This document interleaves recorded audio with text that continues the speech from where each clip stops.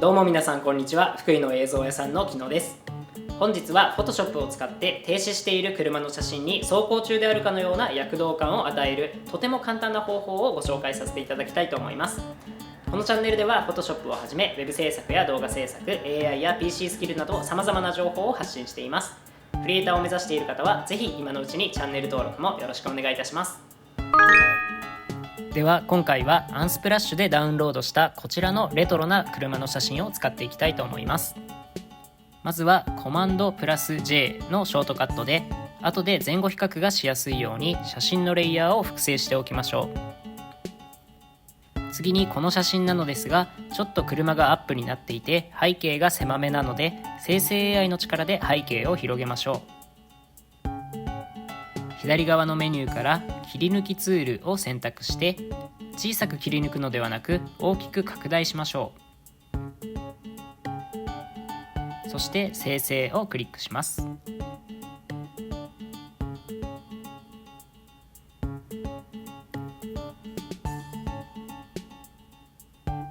はい、背景が生成拡張されました。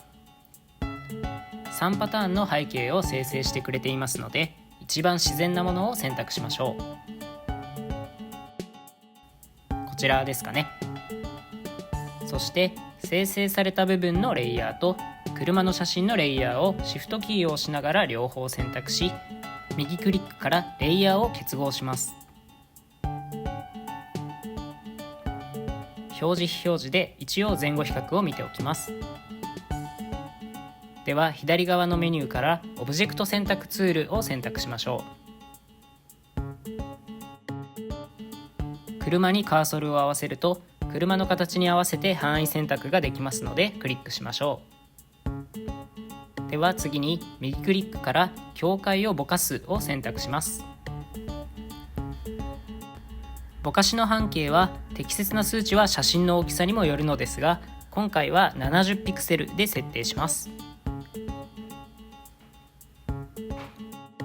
では上部のメニューのフィルターからぼかしの中にあるぼかし移動を選択しましょう。角度については今は垂直な90度になっていますが車は水平に移動するものなので0度に設定しましょう。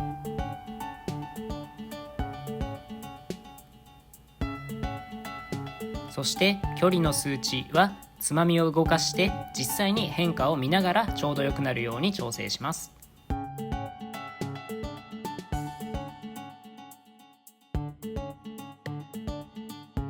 ちょうどいいと思ったら OK をクリックしましょう。この選択範囲についてはコマンドプラス D で解除できます。これで躍動感を与える加工の完了です。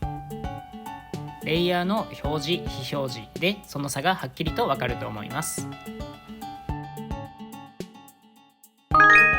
今回は車の写真を使いましたがもちろん他の乗り物や人物が対象でもバッチリ加工することは可能です。このチャンネルでは Web 制作や動画制作 AI や PC スキルなど様々な情報を初心者の方向けに発信しています。もし分かりづらかった点などがございましたらコメントをいただけますと幸いです。またチャンネル登録と高評価もぜひよろしくお願いいたします。